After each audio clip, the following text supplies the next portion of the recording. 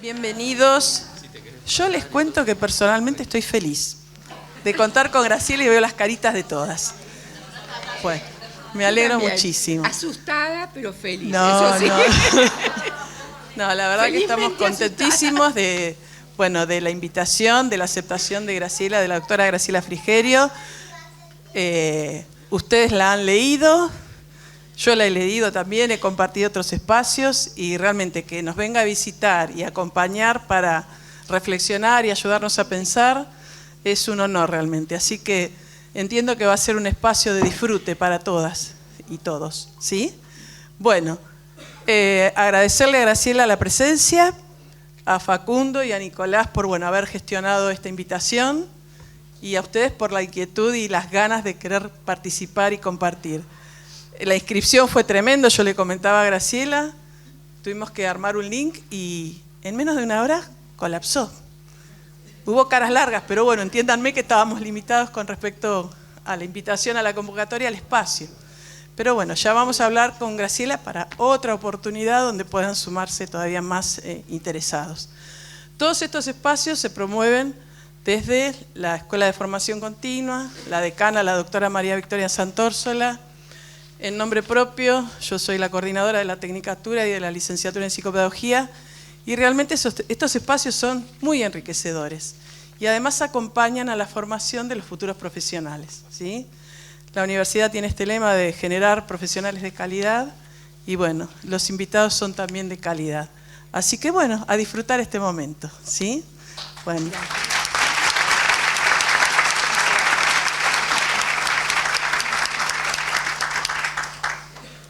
Bueno, buenos días a todas, a todos. Bienvenida, Graciela Frigerio, a nuestra casa, a la Universidad Nacional de La Matanza, esperando que a partir de hoy esta también sea tu casa. Bueno, voy a presentar a Graciela para intentar establecer un cierto marco, ¿no? Si es que se puede. Graciela es doctora en educación por la Universidad Sorbonne París 5. Además, ha estudiado el diploma de estudios avanzados en psicoanálisis en la Sorbonne también, París 10. Es graduado de la Universidad de Buenos Aires en la carrera de Ciencias de la Educación. Es una manera de presentarla, Graciela, que de algún modo, digamos, no termina de ser marco, hablando de los marcos, no termina de encuadrar de alguna manera esos títulos, lo que implica el pensamiento de Graciela Frigerio. Sin embargo, ahí me parece que tenemos una suerte de puentes, ¿no? En Graciela, unos puentes así como del inicio, esos puentes entre la educación y el psicoanálisis. Algo hay ahí entre esos dos primeros títulos, pero fundamentalmente creo que la mejor forma de presentar a Graciela es como ella misma se presenta, ¿no? Como una migrante disciplinar. Graciela es una viajera, es una exploradora que piensa además el trabajo de educar desde el viaje, ¿no? Ella siempre dice, bueno, el trabajo de educar tiene que ver con un viaje en el sentido de empezar en un lugar de un modo, terminar en otro lugar siendo otros. Y ahí se generan esos movimientos que son propios de las acciones de educar para Graciela, interrumpir, relanzar, ¿no? A partir de ahí, bueno, empieza a hacer viajar los conceptos. Es una persona que hace permanentemente viajar los conceptos, los estira de una disciplina a otra y empieza a constituir ahí una suerte de cartografía en las fronteras. Graciela es una pensadora de las fronteras, ¿no? Que nos ha dado muchísimos conceptos. El otro día aquí con unas amigas, ¿no? María Silvia Cobian, Graciela Soler, pensábamos la cantidad de conceptos que Graciela nos ofreció para pensarnos como oficiantes de lazos en los territorios que habitamos.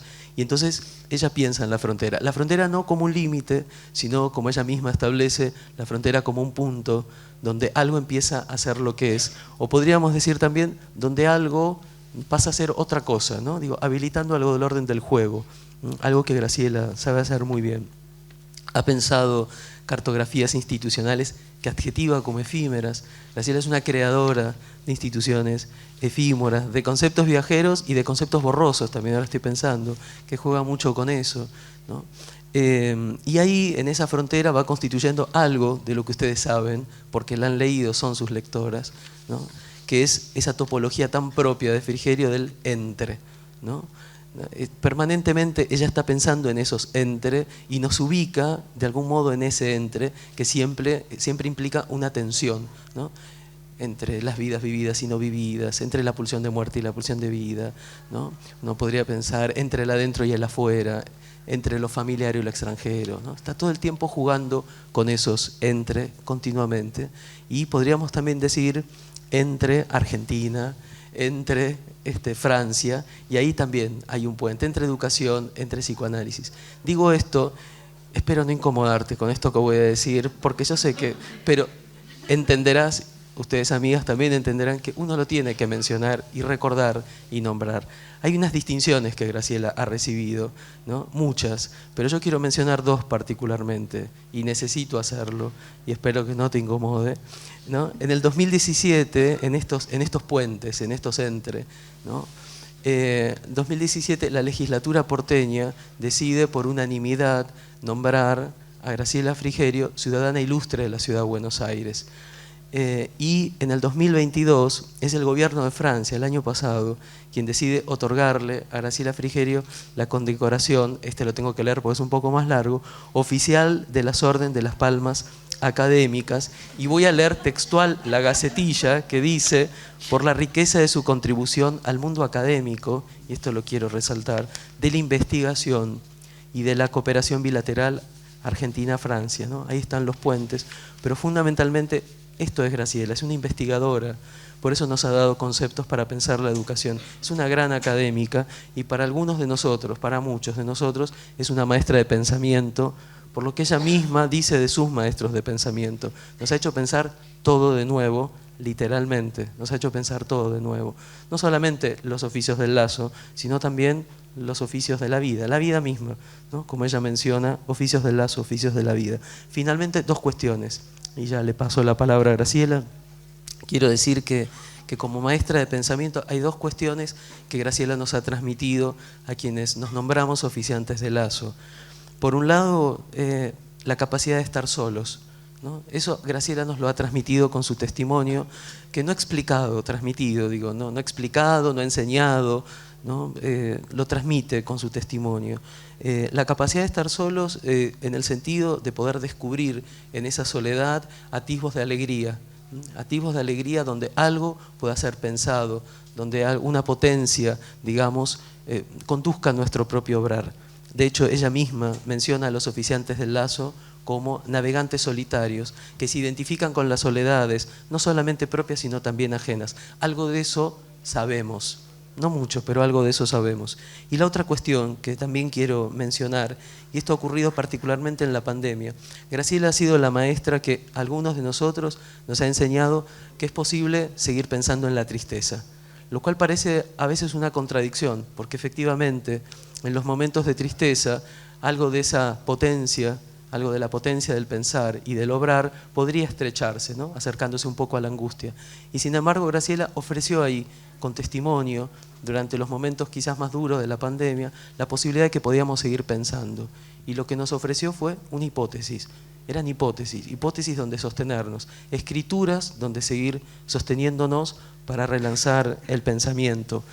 Esas hipótesis quizás no eran esperanzadoras, no eran hipótesis muy amigables, eran hipótesis a veces incómodas, pero precisamente me parece que lo que Graciela nos ofrece en esas hipótesis, que insisto, no son amigables a veces, no son muy cómodas, no es la posibilidad de complacernos de algún modo con la tristeza o con lo que estamos viviendo, que a veces no es muy cómodo tampoco, tampoco de rendirnos ante una posible fatalidad, digamos, de ninguna manera es eso, sino creo que Graciela, siguiendo a uno de sus maestros que es Enríquez, lo que nos ofrece es la posibilidad de volvernos sujetos advertidos de lo que puede venir, advertidos de eso que puede acontecer, ¿no? Podríamos decir la restitución de tiempos oscuros, de algún modo, ¿no? La reactualización de unos tiempos oscuros, de oscuridad, y por supuesto cierta banalidad que se multiplica en esta época y que se trasviste de modos distintos. Creo que todo el trabajo que viene haciendo a través de sus conferencias, de sus escritos, que hemos leído todos los aquí presentes, que la hemos estudiado, creo que viene trabajando para eso, para volvernos sujetos advertidos. Tan solo eso. Amigas, amigos, colegas, les presento a Graciela Frigerio.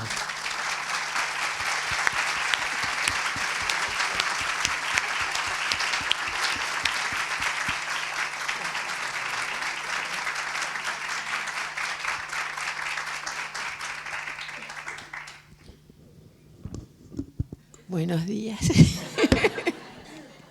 Han tenido la versión mejor de Graciela Frigerio. Nunca podré estar a la altura de esa presentación generosa que agradezco a Facundo. Bueno, me invitaron.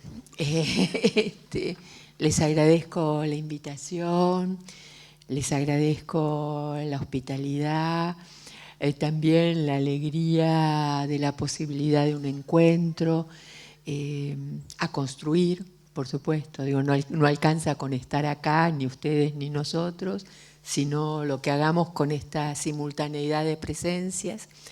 Me encanta que esto transcurra en un espacio público, en una universidad pública, más allá de las fronteras habituales de ciertos centralismos persistentes, por decirlo de alguna manera, ¿no? Facu tiene razón en decir que yo me gustan las fronteras y pasarlas a veces, y prefiero los suburbios, por decirlo de alguna manera, los alrededores, las periferias, ¿no? Siempre trabajé en las periferias. Hoy recordaba que hace muchos años venía tomando el 55 de terminal a terminal a una clínica en San Justo para trabajar con una clínica psiquiátrica en San Justo para trabajar con adolescentes. Qué difícil, por Dios, ya desde entonces. Bien, no les voy a contar mi vida, pero sí quería, bueno, agradecer a Graciela, bueno, a la decana que sé que no pudo venir, pero mando sus cariños, a Nico, a las colegas, a todos ustedes, a Graciela Soler, a María Silvia Cobiani y por supuesto a Facundo, que nada, es un interlocutor como los que están acá, como espero todos ustedes. Ustedes comprenderán que mi situación no es sencilla. Facundo dice, la leímos. ¿Qué podría yo agregar? No, es decir, ¿tendría algo más para decirle? No lo sé. Y como ustedes pueden ver, estuve preparando muchas cosas, siempre como dudosa de el título que pusieron, ¿no? Es un título infinito, ¿no? Está umbrales, acompañamiento, lazo, qué sé yo, si cada una de esas cosas podría llevarnos la vida misma para poder abordarlas. Entonces me dije, bueno, a ver, ¿cómo tomar esta cuestión de poner en juego, ¿no?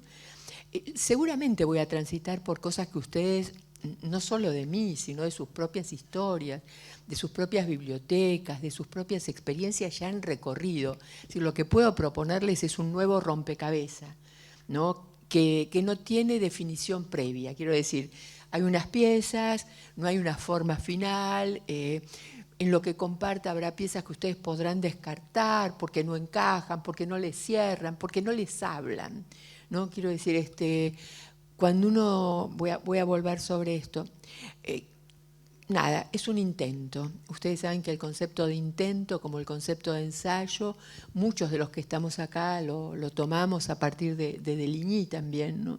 Que decía que en ciertos oficios lo que se podía hacer era intentarlo, ¿no? Que son oficios que están llamados a lo inacabado, a lo incompleto, a lo imperfecto, a lo interminable, si ustedes quieren.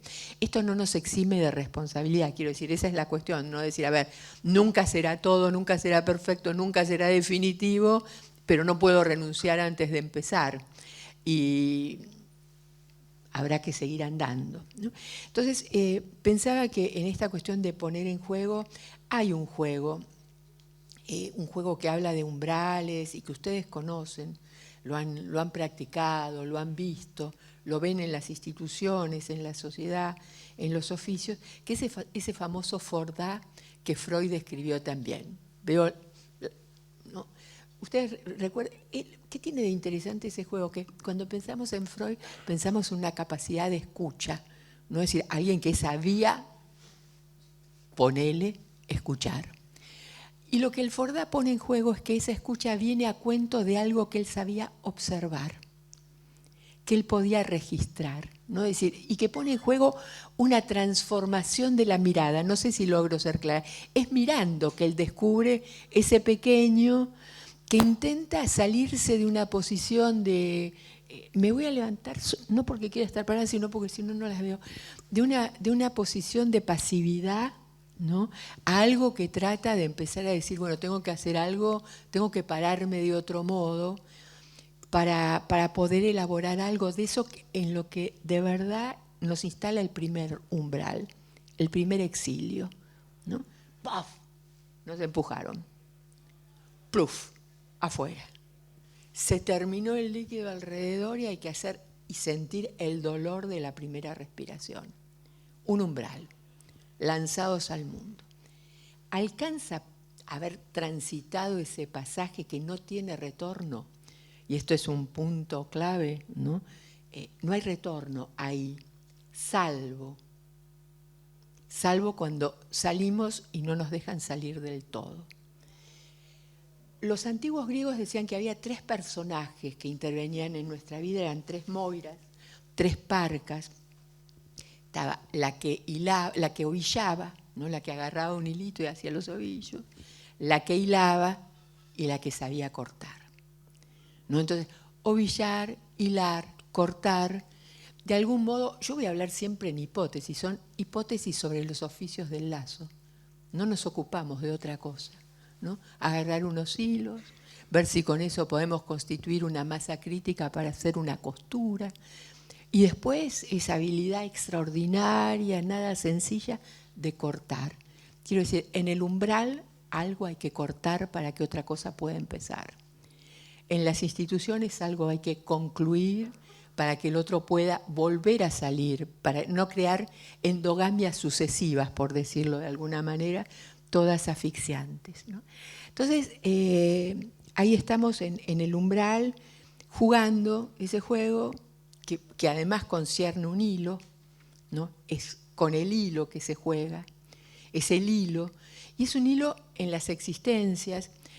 Yo creo que Facu lo anticipó de alguna manera, lo voy a volver a decir. Yo tengo un telón de fondo de unas hipótesis que no son gratas, ¿no? No es que, no, yo digo, mire, hipótesis más fuerte. Tiempos de capitalismo pulsional, pulsión de muerte desatada, capacidad de autodestrucción incrementada, impedimento, obstaculización a la posibilidad de la elección sublimatoria. ¡Wow! Si quieren, cuando quieren me paran, ¿se entiende? Es decir, necesitan que vuelva para atrás, vuelvo para atrás. Si quieren voy, y después no me hagan perder el hilo, me vuelven a traer al hilo que está. Estos son tiempos, no son los primeros tiempos en la historia de la hominización donde la pulsión de muerte ha estado desatada, ¿no? Si uno va desde los primeros relatos hasta ahora, es decir, los primeros relatos, quiero decir, las primeras historietas sobre el origen, ¿no? Si ustedes saben, toda hominización se hace sobre unas historietas, unas narraciones, unos cuentitos, ¿no? Descendemos de esas narraciones. Pero todas cuentan que vivir con otros y entre otros de sencillo no tenía nada. Y como no tenía nada, tuvimos que inventarnos después unas especies de idealizaciones, ¿no? Supóngase lo fraterno. ¡Wow! ¿Cuándo olvidamos a Abel y Caín? ¿No? Marca inicial que dice, no es en los lazos de sangre donde se puede resolver y tramitar la posibilidad de vivir con otros. Los lazos de sangre, como su nombre bien lo indica, o lo anuncia o lo advierte, suelen ser sangrientos, ¿no? Al principio de los tiempos, cuento freudiano, divino, ¿no? Creo que no hay cuento, hay un manojito de cuentos imperdibles, Totem y Tabú, ¿no? Dice, bueno, y hubo que matar al déspota, ¿no? Es decir, hubo que terminar empíricamente, pero no por la empiria del asesinato, sino por el orden simbólico que decía lo que no se debe soportar, ¿no? Es decir, no podemos soportar un amo sobre nuestras vidas. Y eso nos permite unos acuerdos provisorios, frágiles, efímeros, nunca definitivos, ¿no? Enríquez dice, construimos instituciones para exorcizar la violencia originaria. Solo que el exorcismo sale mal y es incompleto, y hay que renovarlo. Cuando nos distraemos, vuelven a aparecer los fantasmas de eso que forma parte de la condición humana que también idealizamos. Decimos, la humanidad. Me parece que estamos hablando de una maravilla, ¿no? Las 7 maravillas del mundo, más la 8ª, más todas las que podamos inventar. La humanidad es un manojo de ambigüedades, ¿no? En una disputa permanente que logra por momentos cierto tejido, cierta intricación entre Eros y Tánatos, ¿no? Uno puede decir, mire, Tánatos insiste, y por lo general, muchas veces, en lo que se suele llamar, digamos, la muerte propia, gana, ¿no? Es decir, nosotros tenemos un presente viviente efímero, somos sujetos mortales. Insoportable la idea de que no vamos a estar. Por eso también inventamos instituciones, pensando que haya algo que continúe como con la fantasía de que ahí estaremos aunque no estemos. Fordá, adentro, afuera, presente, ausente, ¿no? Ahora y mañana y ayer. Bien, entonces digo, tengo la hipótesis que en estos tiempos, pero le decía, no son los primeros, estamos en una encrucijada. Tomo el concepto de encrucijada, que no lo pusimos en el título, pero ya lo podemos agregar, digamos así, ¿no? Pensando en ese momento donde de verdad se pone en jaque y en evidencia lo que después otros van a llamar justicia genealógica. Me estoy refiriendo a un cruce de caminos, donde un señor mayor que venía andando se encuentra con un jovenzuelo y se aparece una disputa, ¿quién pasa primero? ¿No? El señor se llamaba Layo, el joven se llamaba Edipo. Y ninguno puede ceder. La generación no puede decir, Layo no puede decir, pero pasá, escúchame, estás acá, pasá, anda tranquilo, ¿no? Y Edipo, preso del intento de salvarse de la profecía, totalmente preso, no le queda otra que cometer una muerte para tener un padre. No sé si logro ser claro. Es decir, Edipo logra un padre cuando mata a Layo. Hasta ese momento tenía un padre supuesto, un adoptante, ¿no? Y una búsqueda, y un padre del que quería huir y necesitaba encontrar. Es finalmente el asesinato de Layo lo que hace que Edipo sea hijo finalmente, y todo el mundo diga, mató al padre, ¿no? Parricidio. Lo que la historia no suele contar de eso que se juega en ese cruce de caminos, en esa encrucijada, es que en realidad Edipo se salvó de casualidad. Es decir, que sobre Edipo cayó algo que la humanidad no cesó en la ambigüedad de la condición humana de poner en juego, ¿no? Se salvó raspando de morir. ¿Condenado por quién? Por este señor Layo, que no tenía muchas ganas de tenerlo, y por Yocasta, que tampoco había estado interesada en que Layo la embarazara, pero no estaba tan interesada de tener un hijo. En consecuencia, entre Layo y Yocasta se las ingenian para sacarse de encima dos hipótesis, al deformado, ¿no? Muchos dicen la deformación que da nombre a Edipo, pie hinchado, viene del hecho de que lo habían atado, y hay otros que dicen se lo sacaron de encima porque no era perfectito. No importa cuál, no tenemos manera empírica de decir cuál era la hipótesis verdadera. Lo quisieron matar porque era una amenaza, primera cuestión, ¿no? Es decir, le habían dicho a Layo, atenti, que viene este y este te desaloja. Y Layo dijo, yo no me voy a dejar desalojar por nadie, ¿no? Se lo sacaron de encima porque no respondía a una imagen de un hijo esperable, perfecto, impecable, ¿no? Se lo sacaron de encima simplemente porque a lo largo de la historia de la humanidad siempre hubo una ambigüedad que lleva a que se arme una pregunta, y lo traigo porque los oficios del lazo nos la vemos con los efectos de eso, y también en nuestras vidas quizás, ¿no? De lo que un grupo de psicoanalistas, piloteado durante muchos años por Michel Grivinsky, ¿no? Un psicoanalista también muy de fronteras, un tipo que siempre convocó a la literatura, a la antropología, al derecho, a las artes, ¿no? Michel Grivinsky construye con otros una obra extraordinaria en la cual la pregunta central es ¿por qué los grandes tienen chicos? Las respuestas no son Rosa Barbie, ¿no? Es decir, las respuestas dicen que es muy compleja lo que se pone en juego en el aparato psíquico de los grandes en el momento de decidir, aceptar, soportar, tolerar, ¿no? Una descendencia. Quieren y no quieren, desean y no desean, quieren de a ratos, no quieren de a otros. Esto es muy difícil de admitir, ¿no? Es mucho más sencillo, como si uno pudiera construir una categoría plena, así, deseado, ¿no? Me acuerdo de Daniel Sibony, un psicoanalista que decía, yo les regalo la categoría. Lo último que querría para mi vida es ser un hijo deseado. Imposible estar a la altura, les aviso.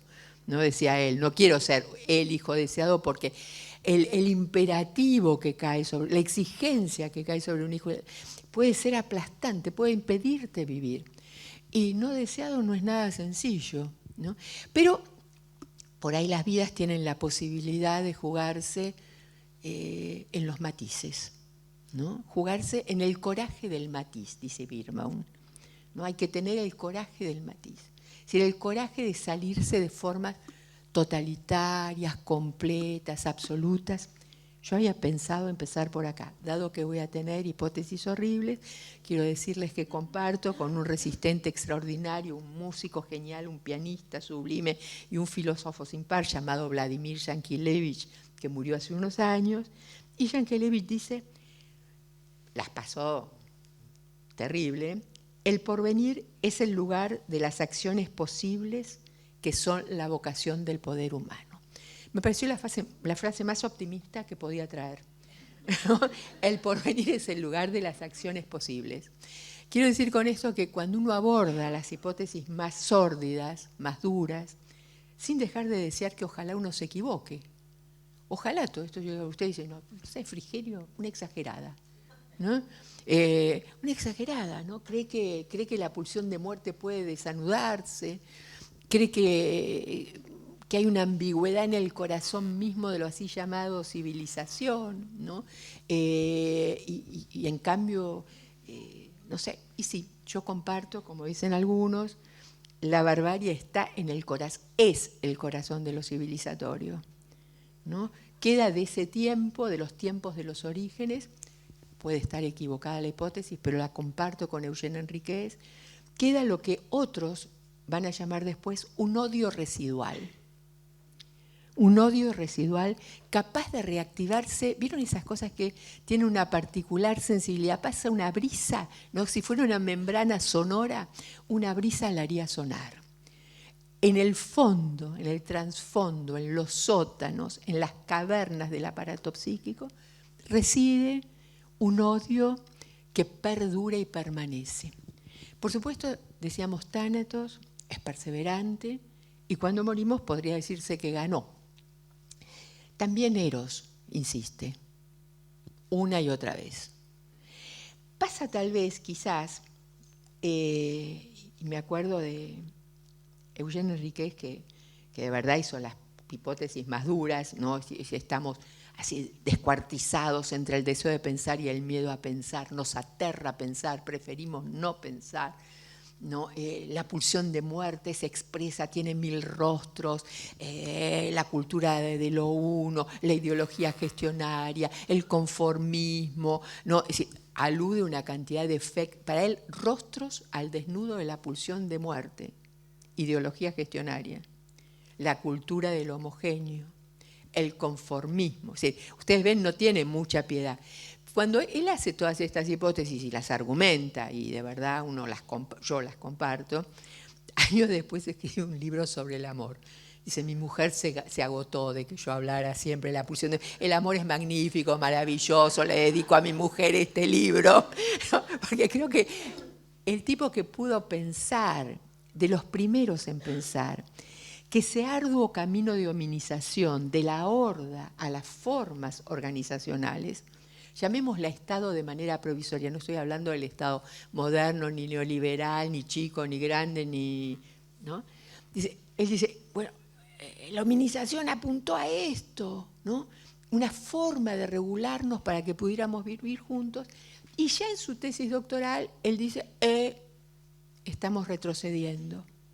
Parecería como si estuviéramos volviendo para atrás, es decir, tanto esfuerzo para ver cómo vivimos juntos y de pronto algo se destapa, se desanuda, ¿no? Y aparece el odio, la guerra, el parricidio, el filicidio, el femicidio, y seguimos agregando, ¿no?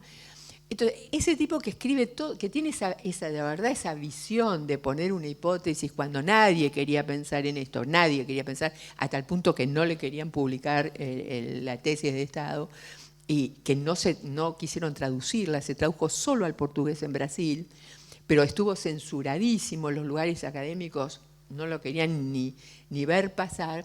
Ese tipo que sigue y llega como ya viejito y dice, bueno, ahora voy a escribir sobre el amor porque ya está, ¿no? Así. Y creo que es así, digamos, ¿no?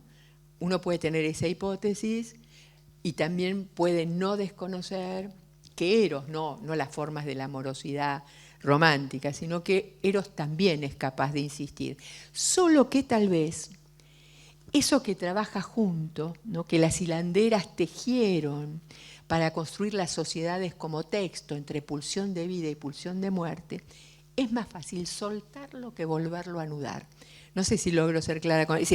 Es más fácil desanudar esa intricación que volver a construirla. Lleva mucho tiempo de trabajo y es ese tiempo de trabajo y la constatación de lo traumático de ese pasaje, ¿no? Que en algún momento me llevó a pensar esta figura de somos sujetos surcidos, ¿no? Es decir, desde el primer corte necesario para la vida, corte que deja un recuerdo, ese lugar enigmático, igual para cualquier anatomía, ¿no? Una especie de agujero que no conduce a ninguna parte, solo que viene a cuento de recordar que salimos de un primer lazo que hubo que cortar, un lazo que hubo que interrumpir, ¿no? Por eso siempre queda ese fondo enigmático, ¿no? Freud decía, hasta en los sueños queda ese fondo enigmático. Pero digo, bueno, es más fácil que la pulsión de muerte se libere que volver a traerla, ¿no? Es decir, ¿cómo hacemos para volver a instalarla, ¿no? Para volver a juntar cuando todo está desmigajado, ¿no? Desmigajar es un verbo interesante. Lo traigo porque lo recuperé recientemente por una cuestión que quiero colocar porque estamos en un lugar de transmisión, porque estamos en una universidad, porque estamos intentando pensar juntos en este verdadero continente para el pensar. Ustedes saben, y Facundo ahora se ha retomado, digamos, ese pensamiento de Ancier. Ancier, lo recuerdan, Ancier, un psicoanalista, famoso por múltiples razones, escribió entre otras cosas la autobiografía de Freud. Es de los pocos psicoanalistas que muy tempranamente pensó las cuestiones de la formación, asociándolas a estructuras fantasmáticas, diciendo hay una relación entre la estructura fantasmática predominante en el aparato psíquico de un sujeto y la elección de un oficio que tiene que ver con dar forma y que puede tener en ese dar forma muchos nombres que aluden y conciernen también a nombres de los oficios genéricos, quiero decir, no a los nombres de pilas de los bautismos puestos por las disciplinas, no digo trabajador social, fonoaudióloga, psicopedagogo, etcétera, etcétera, ¿no? Sino, Ancier dice, formar y animar, ¿no? Son verbos asociados, insuflar el alma, ¡wow!, ¿no? Dar forma, ¡wow! Y cuando él nos piensa esto, también nos advierte sobre algo, que es la presencia del fantasma que sostiene estos oficios y el riesgo de confundirse con lo fantasmático. ¿no? Es decir, ninguno de nosotros, ni él, ni yo, perdón, ¿no? ni ustedes, pueden estar donde están haciendo lo que hacen si no estuvieran sostenidos por una estructura fantasmática. Esa estructura fantasmática, fíjense qué interesante, para Ancié era, lo voy a decir, terrible. Todo saber, todo poder e inmortalidad. ¡Wow! Y él dice, te lo crees y fuiste. ¿No? Quiero decir, es un fantasma que si lo sacás de la escena no te sostenés parado. ¿No? Si no te crees que tenés de verdad una potencia, no estoy hablando del poder a lo Foucault, ¿no? Una potencia que de verdad querés que algo perdure, ¿no? Y recordemos cuando Laplanche dice que es un gesto de la cultura, Facu trabaja sobre los gestos, y Laplanche dice un gesto de la cultura es un gesto, efecto de la sublimación, destinado a unos que no conocemos esparcidos en el futuro. ¡Wow! Lanzado al aire, no sé, digo, ¿no? Como eso que destinamos, pasa por lo intergeneracional, es transgeneracional.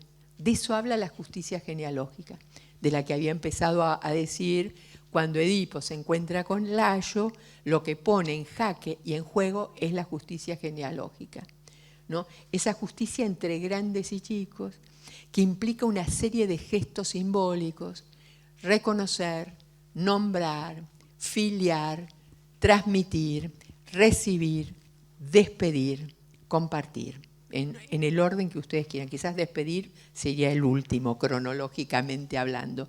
Pero a lo largo de la vida hay más de una despedida, hay más de una separación. Grivinsky dice, por suerte hay algunas separaciones que son imperfectas, ¿no? Y escribe un libro que se llama Las separaciones imperfectas. Dice, algunas separaciones me son insoportables, ¿no? Pero si las pienso como imperfectas me las banco un poquito mejor. Estoy justo leyendo, a propósito de este encuentro, un texto sobre la angustia, a propósito de un señalamiento que nos hicieron a Facu y a mí recientemente en un Zoom que tuvimos con los mexicanos, ¿no? De Max Dorra, un médico, profesor de medicina. Lo traigo porque viene a cuenta de los oficios del Lazo, que dice que cuando, a ver, no lo dice exactamente así, versión Frigerio de lo que escribió Dorra, como todo, ¿no? Quiero decir, uno no puede tomar la palabra sin otros que vinieron antes, que nos dieron las palabras, tampoco uno las puede tomar si uno no las retrabaja, por decirlo de alguna manera. Se las apropia, las resignifica, asumiendo la historia de conceptos viajeros que tuvieron. Quiero decir, los conceptos vienen de muy atrás, se hablaron en muchas lenguas, pasaron por distintos idiomas, se pusieron en juego en diferentes disciplinas, generaron unos quilombos, unas guerras. Hubo gente que murió por la interpretación del concepto, ¿no? Es decir, si hay algo que carece de neutralidad es el concepto. Pero bueno, Max Dorra dice que cuando uno ha tenido muchas pérdidas, y yo acá voy a decir una cosa que se lo comentaba a Facu, es complicado porque a veces me doy cuenta que cuando pienso, cuando hablo a propósito de los oficios del Lazo, sobre los que voy a volver en un rato, siempre tengo más presente como algunos aspectos o algunas variables de la realidad. Quiere decir que alguien podría retrucarme y decir, mira, Graciela, también hay vidas felices, nunca conocí un trauma, nunca tuve una pesadilla, mi vida va de... ¿Se entiende lo que estoy diciendo? Es decir, que cada uno de los que está acá podría recordarme que hay una parte del mundo a la cual lo traumático no lo afectó del modo en que yo estoy considerando el efecto de ciertos traumas, ¿no?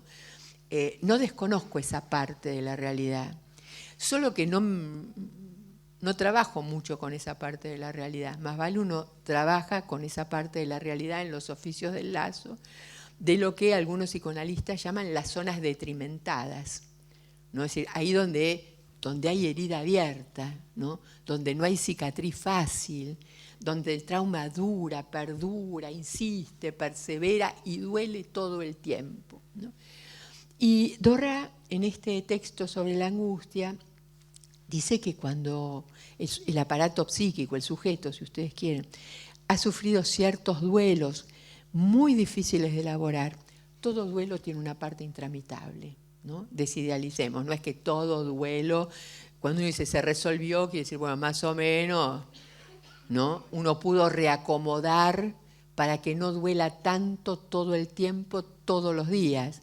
Es una reacomodación, no es que de verdad desapareció de nuestras vidas, sino que ya no ocupa ese lugar en las vidas que nos impide de vivir. Entonces, Dorrá dice que suele pasar que cuando algo queda muy irresuelto, ¿no?, empiecen a aparecer en los sujetos en cuerpos fantasmas, dice él, ¿no?, dolores crónicos, ¿no? Seguramente usted, no estoy hablando solo de los del cuerpo, entiéndanme, aunque él empieza haciendo alusión a los del cuerpo, ¿no?, sino esos sujetos que solo porque sufren, hoy de acá, mañana de allá, ¿no?, y hoy fue por esto y mañana fue por lo otro. Es decir, es un dolor rotativo, lo que se croniciza es el dolor, la posición de sufriente, ¿no?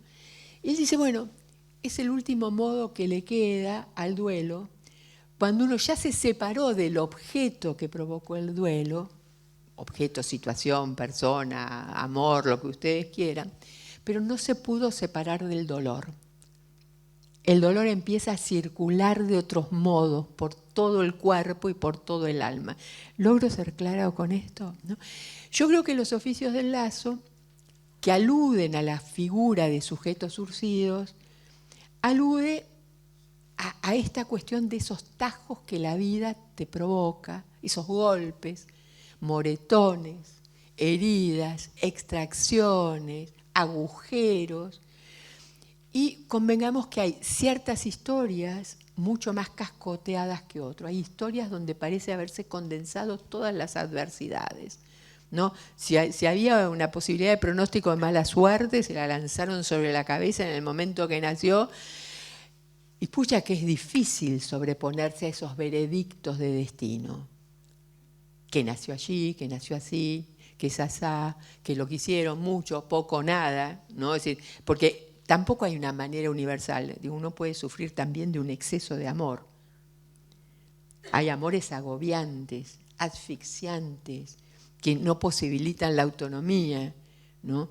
Y hay desamores que lo dejan a uno en tal situación de desamparo que no puede ponerse en pie. Entonces, los oficios del lazo trabajan, me parece a mí, en esta cuestión de ovillar, hilar y cortar, ¿no?, en esa cuestión no de volver a un ideal de lo que hubiera sido, ¿no?, sino de que algo sea soportable en la vida y que el otro no pierda el pie. Podríamos decir, son oficios que tienen mucho de la metáfora de la mano, de tender la mano para que el otro no pierda pie.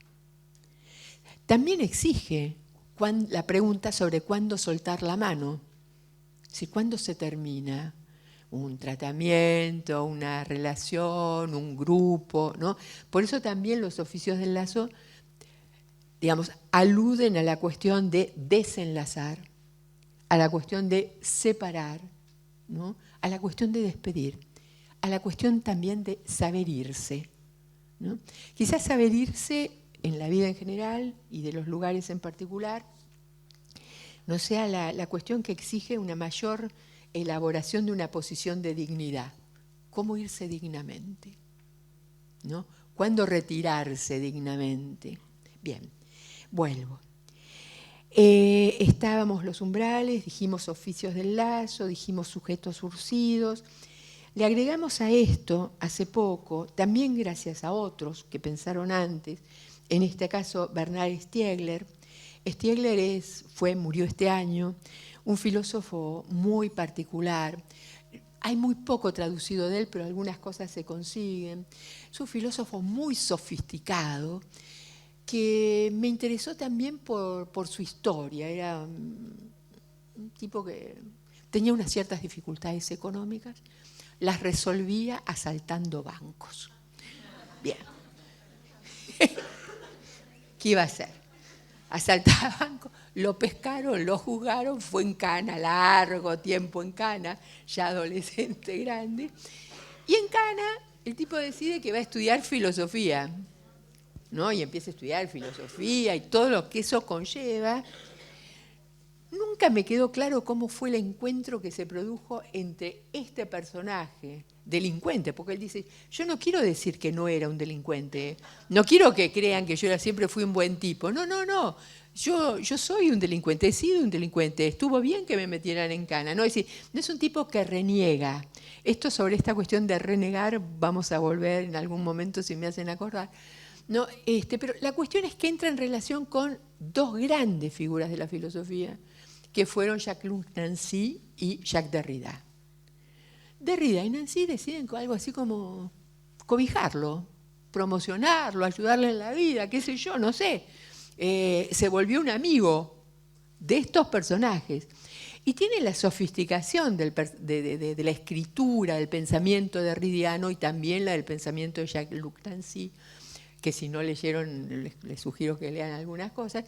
Pero digo, con esta historia, él se ocupó de pensar la juventud y las generaciones, cómo cuidar a la juventud y a las generaciones, cómo pensar la disrupción. Es uno de los promotores del concepto de capitalismo pulsional que creo que mencioné al principio de la charla.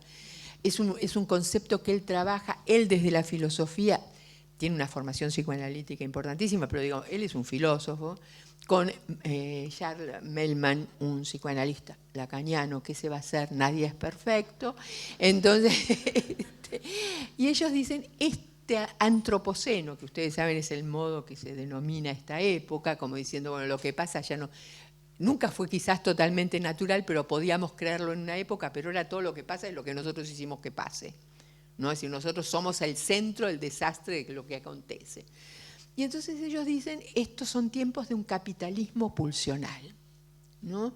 En el sentido que toman de la pulsión esa parte del concepto de decir, la pulsión empuja y solo quiere satisfacerse y no le importa un belín lo que hay en el medio y se lleva puesto todo lo que hay porque todo lo que quiere es satisfacción para perder excitación, ¿no? Esta cuestión del capitalismo pulsional se acompaña para estos pensadores y otros que constelan a su alrededor de una serie de hipótesis, pero Stiegler, digamos, es uno que retoma, y lo retoma de disciplinas rarísimas, un tipo de la economía, de la Escuela de Economía de Londres, un neozelandés que trabaja en Suecia sobre las teorías de la administración. Ellos dicen, el antropoceno es un tiempo de estupidez funcional, flop. ¿Qué consiste? Pero lo dicen los tipos que, ojo, los tipos que trabajan en administración, en economía. No lo está diciendo un psicoanalista, un filósofo, ni un poeta, que podría ser. Entonces, es la estupidez de pensar, de ponernos bajo el dominio del algoritmo. Y cuando uno entra en esa lógica de la ideología gestionaria, termina sacándose de encima toda posibilidad de saber. Estupidez funcional, dice, nos aleja de la posibilidad de saber. Por eso hay una especie de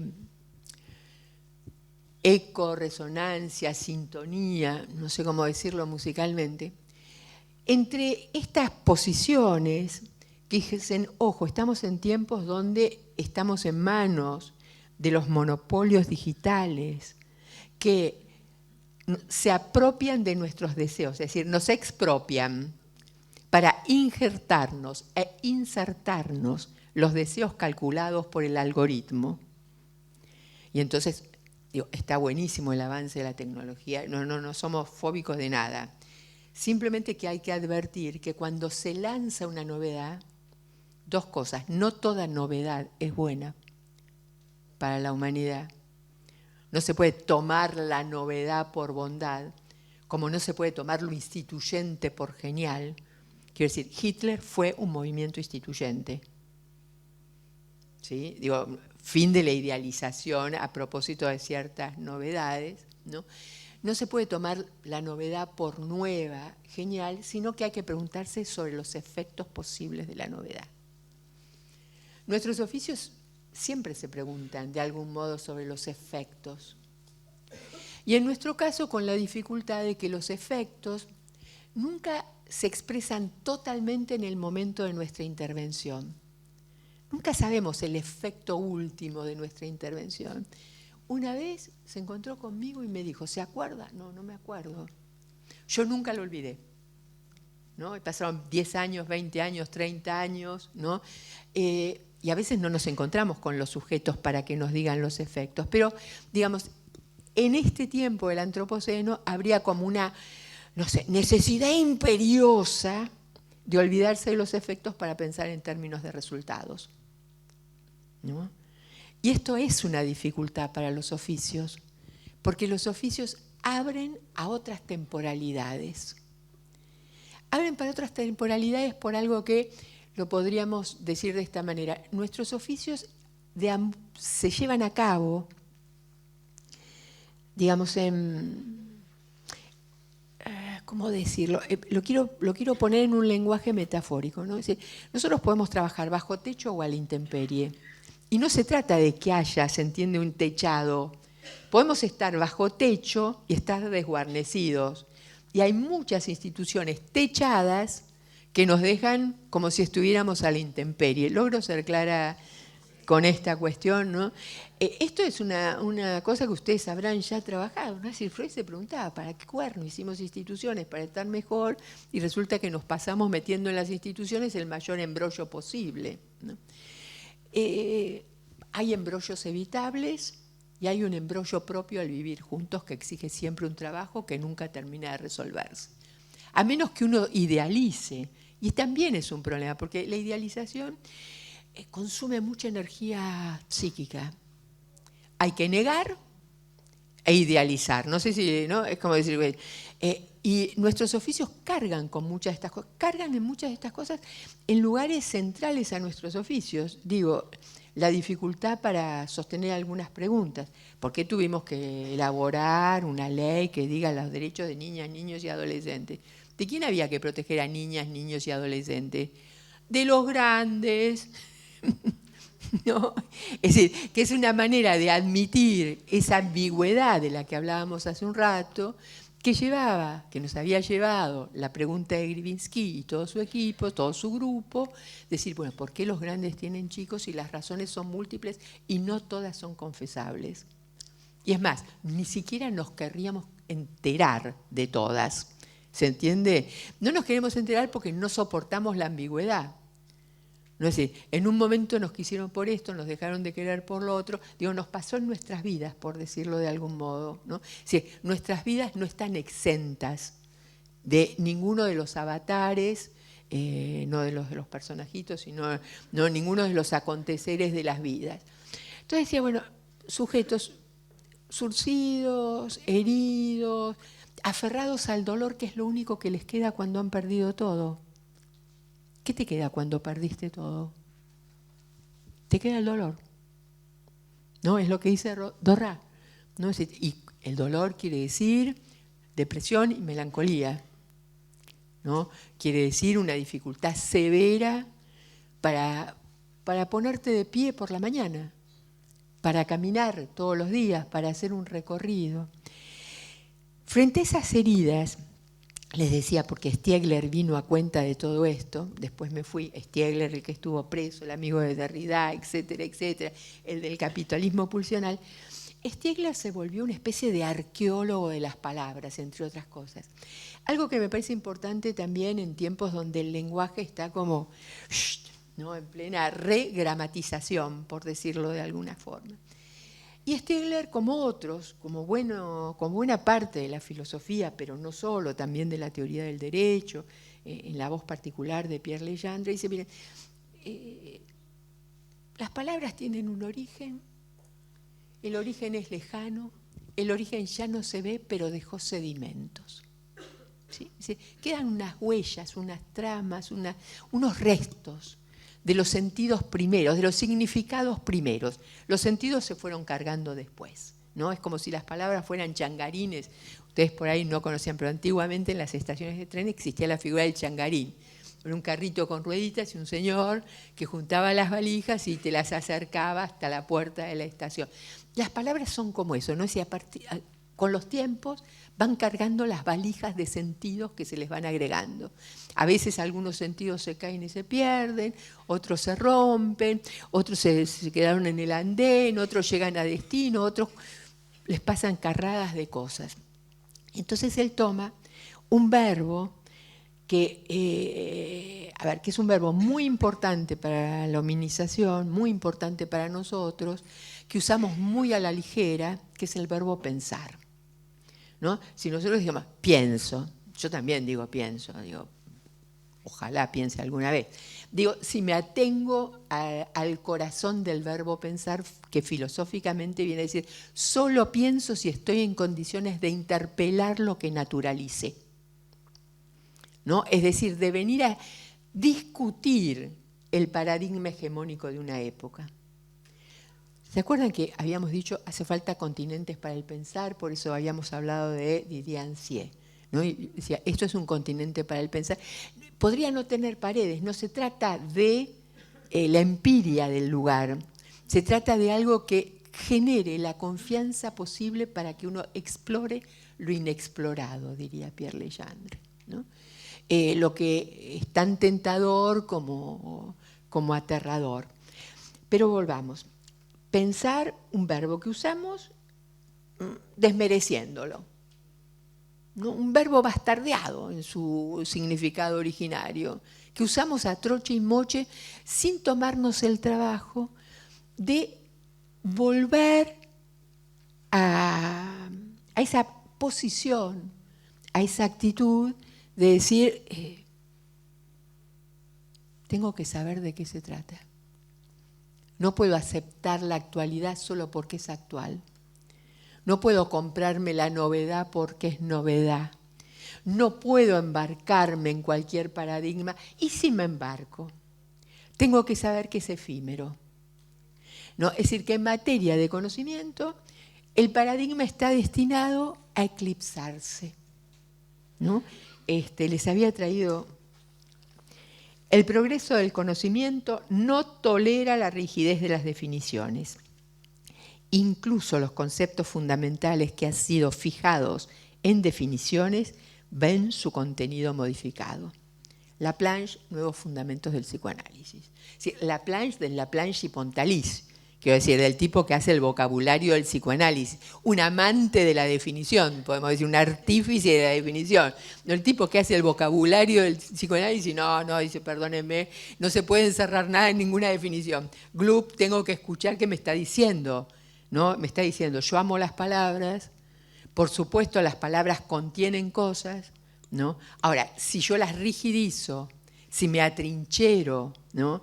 Entonces, dejan de ser un continente para el pensar para transformarse en un cerco cognitivo, ¿no? Es decir, una situación de encierro, donde queda suprimido algo que para nosotros juega, se pone en juego en los oficios, que es un verbo rarísimo, que lo encontramos finalmente en un diccionario portugués,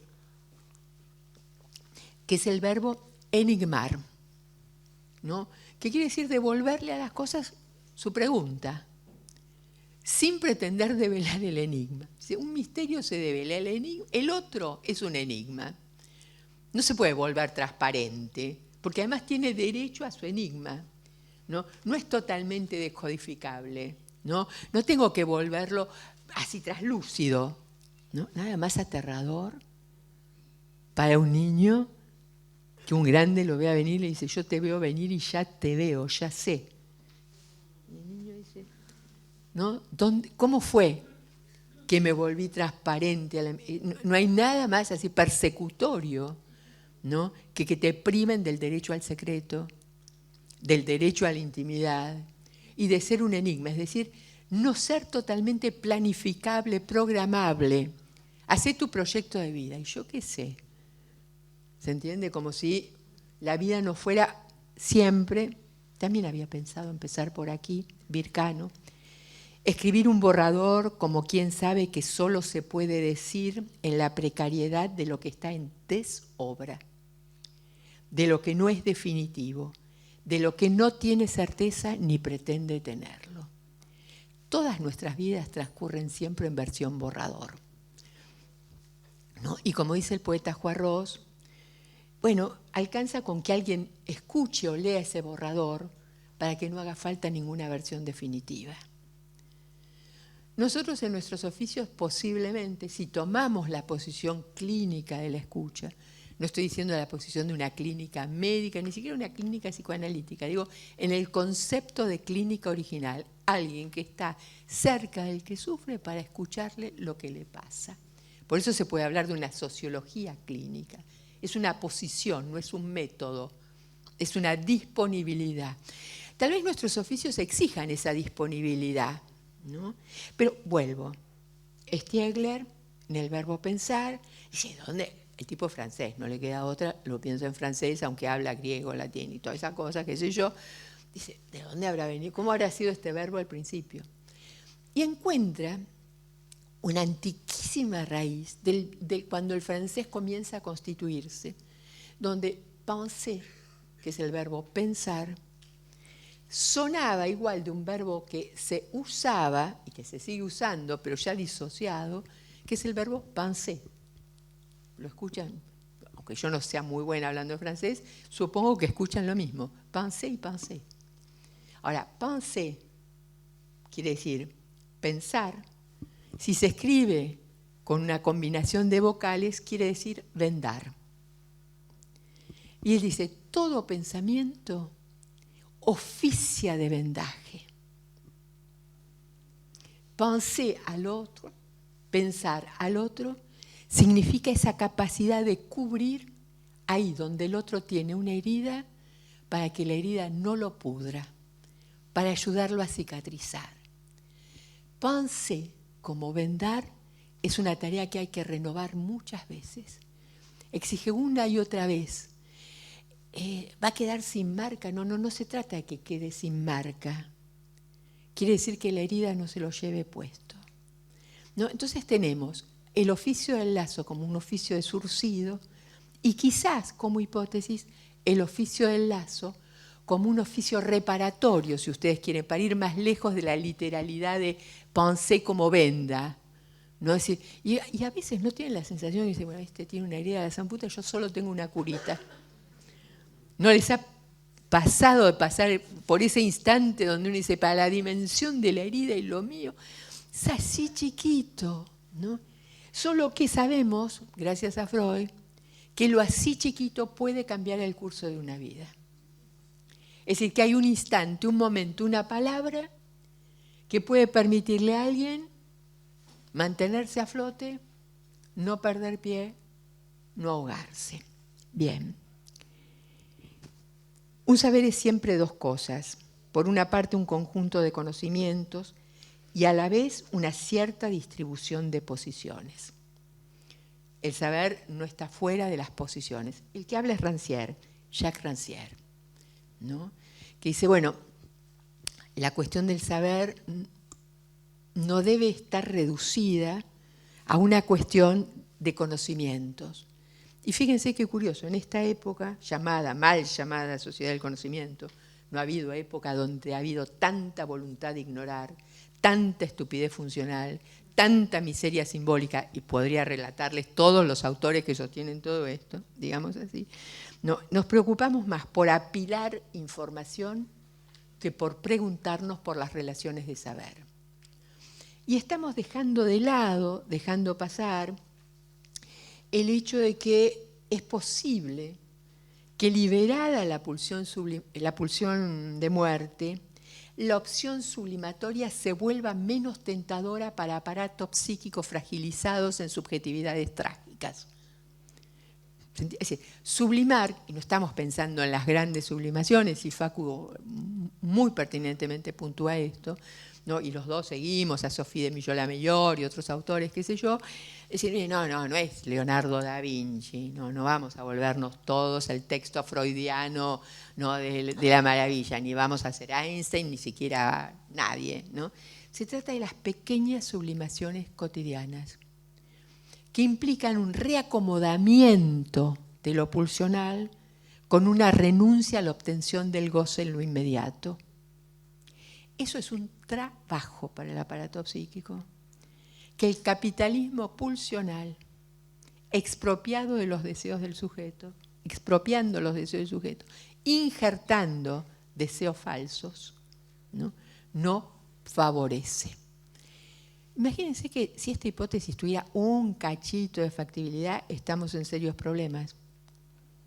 Sujetos de los que siempre supusimos, habitados, constituidos, corporizados, alrededor a través de lo que se llamaba la pulsión epistemofílica. En todo aparato psíquico existe un deseo de saber. No lo veo. Lo que vemos es voluntad de ignorar. Lo que vemos es la renuncia al esfuerzo del trabajo del pensar. Lo que vemos es el sometimiento a la prepotencia, a la arrogancia, que es otro rostro de la pulsión de muerte, ¿no?, que lleva al incremento del conformismo. En esos territorios nosotros trabajamos y acá, y yo por ahí tengo que ir cerrando, ¿no? Una cosa más, un par de cosas más. Qué horrible eso, me tendría que contentar y quedar callada. No seguir hablando, me embalé, perdón, lo lamento, disculpe. A ver, voy a ir terminando en la cuestión del saber. Había pensado historizar la cuestión de qué pasó, cómo llegamos a la idea de los oficios del lazo. Lo dejamos para otra vuelta porque, como dicen algunos, no faltará oportunidad quizás. Pero digamos, a ver, todo saber es una alteración. No hay saber si no hay alteración en el sujeto. Pero a la vez, en nuestros oficios, hay que producir una alteración particular, que no es el deseo de ignorar, porque se sostiene la idea de volver pensable lo sabido, sabemos muchas cosas acerca de las que nunca pensamos, dice Christophe Boyas, sino tener una posición, el que la plantea es un psicoanalista llamado Jenkins, que dice, psicoanalista, ¿no?, dice, cuando yo tomo un paciente en análisis, cada análisis comienza para mí en una suspensión del saber. Suspensión del saber. ¿Quiere decir que renunció a saber? No. ¿Quiere decir que no sabe? No. Quiere decir que rehúsa una forma de aplicar el saber donde la posibilidad de ser alterado por el saber quede paralizada. No sé si logro ser claro. No quiere decir suspender esa banalización que tenemos del uso del lenguaje y aceptar ese carácter enigmático del otro. Si yo puedo saber todo esto, pero viene Juanita, Pedro, no sé, Esteban, cualquiera. Yo tengo que poder encontrarme con eso sin precipitarle ahí, ¿no?, lo supuestamente ya dicho, ya pensado, ya sabido. Si le pongo todo eso, Juanita, Pedro, quien fuera, desapareció. ¿Se entiende? Tengo que poder encontrarme con ese otro acerca del que no sé, sin pretender saber todo del otro. Porque lo que se trata no es de saber, digamos, esa pretensión del saber es solamente una especie de calmante que uno toma, ¿no? Como si saber algo acerca del otro implicara necesariamente que uno interviene en la justa medida con el otro. Muchas veces la gente que cree saber mucho sobre otro utiliza ese saber de maneras terribles. Yo ya lo sabía. No, estaba cantado. Te lo hubiera podido decir, no sé, frases de la vida cotidiana totalmente de ficción, como ustedes habrán comprendido. Bien, entonces, ¿cómo suspender? Y suspender el saber viene acá, para mí, a cuento, lo quería traer a cuento, del hecho que, a ver, o enigmar o estigmatizar. Cuando no se enigma, se estigmatiza. Y se pasa de la exploración a la aplicación. La aplicación siempre tiene voluntad colonial. Bien, dicho todo esto y a modo de quizás cerrando, para abrir la discusión, digamos, déjenme pensar. Yo voy a terminar con algo con lo que me había propuesto empezar, siempre está bueno dar vuelta a todo, ¿no?, que es una posición que siempre me conmovió de un texto de Derrida. Y quería terminar tomando unas ideas a propósito de ese texto. El libro se llama Los espectros de Marx, donde en unas hojitas sueltas, y eso es una genialidad del editorial de Derrida, está el libro y hay como si fuera un capitulito en hojas sueltas. Y no está pegado al libro, ¿no? Y un pedido, ¿no? Si quiere lea o por favor lea. Y en ese pequeño insert, ¿no? Derrida nos deja una cuestión interesante a propósito del saber y del aprender y de algo que para mí tiene que ver con los oficios del lazo, que no hay que idealizar. Es también una forma que hemos encontrado de nombrar algo, acentuando unas cosas que nos parece importante destacar.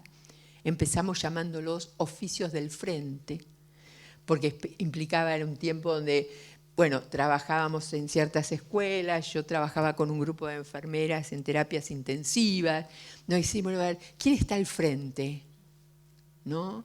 ¿Quién pone la cara? ¿Quién da la cara? No estoy diciendo quién viene a responderme la pregunta, estoy diciendo quién pone la rostreidad necesaria para asegurarme que hay un otro ahí tratando de pensarme y de acompañarme y de sostenerme. Entonces, el frente no quería decir el campo de batalla, que a veces también, ¿no? Y uno dice, estoy al frente de, como, no sé, no sé si uno está al frente de, estamos frente a, ¿no? Como el otro está frente a, digo, hay aún en las diferentes posiciones, hay algo de una sintonía en el hecho de estar frente a frente, cara a cara, ¿no? Que es algo que la vida covidiana también nos afectó particularmente. Pero en principio lo llamamos los oficios del frente, los oficios del rostro, los oficios que vienen a decir hay otro. Y podrían llamarse de mil maneras, ¿no? Dijimos oficios de surcidores, oficios de vendadores, y ahí se abre ese campo que va de formas amplias de entender lo que se llama la salud, que ni siquiera sé si es una buena manera de determinar un continente. Pero supónganse si por salud entendemos cuidado, y nunca una cosa debería estar exenta de la otra, si por educación entendemos transmisión, si por gobierno entendemos la justa medida, digo, todas estas cosas trabajan todo a la vez. Pero Derrida en ese texto hace una operación extraordinaria, siempre me conmueve recordarlo, y había pensado empezar por ahí para desidealizar muchas de las cosas que circulan en ciertas propuestas procedimentales, tecnocráticas, ¿no? Yo pensaba empezar, que tendría que haber empezado diciendo, nadie puede enseñarle al otro a vivir. Nadie enseña a nadie a vivir al otro. Si alguien te dice, yo te voy a enseñar a vivir, yo sé cuál tiene que ser tu futuro, ¿no? Yo sé, ese yo sé es el que hay que suspender. No, a vivir se aprende entre que se nace y se muere. Y si alguien quiere enseñarte, mejor alejarse un poco. Porque solo es desde el lugar de es por tu bien. Y ustedes ya leyeron ese libro y lo que significa, ¿no? El origen de la pedagogía negra del fascismo. Es por tu bien. Yo sé lo que necesitas. Yo sé lo que es bueno para vos, ¿no? Y ahora orden, porque lo sé, ¿no? Y sé que ahora corresponde eso, ¿no? Y ahora para siempre. Lo único que es para siempre es sabernos mortales. Todo lo demás, por suerte, es la vida. Y ahora todo o nada, frase que forma parte del libro Mein Kampf, Mi lucha, de Adolf Hitler. Todo o nada, dice Hitler en Mi lucha. ¿No? Ustedes ven la tentación totalitaria, como diría Slavoj Žižek en un libro extraordinario, ¿no? Nunca dejó de acechar a la hominización. Tampoco fue devastadora, nunca logró eliminar totalmente Eros. No sabemos por dónde Eros anda pasando ahora, pero en todo caso sabemos que lo que se suspendió en muchos casos es el deseo de saber, y quizás lo que se suspendió es el circuito del Dom, y tal vez lo que se suspendió es el pensamiento de amorosidad, que no es el amor, sino es el de tener respeto y reconocimiento por cada cosa, por cada otro, en cualquier lugar, ¿no? Sin condiciones, como diría Derrida, sin condicionamientos, un pensamiento de amorosidad. Bien, nadie puede enseñar a otro a vivir, y sin embargo se aprende sobre el fondo de lo inenseñable, con letra de transmisión. Muchas gracias.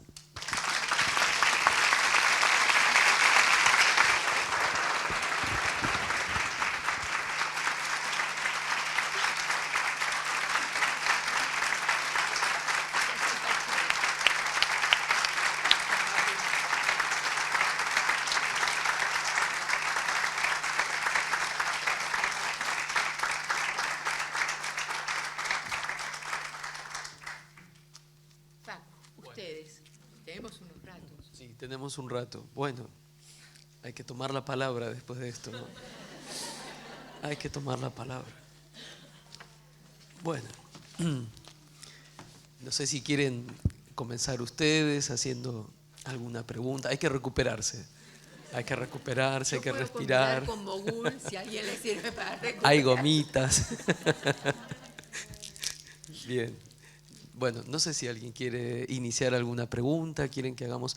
Yo puedo relanzar algo así como haciendo trampa, porque tomé un montón de notas y podría hacer algunos comentarios, pero voy a hacer una trampita. Vos dijiste, háganme acordar, renegar.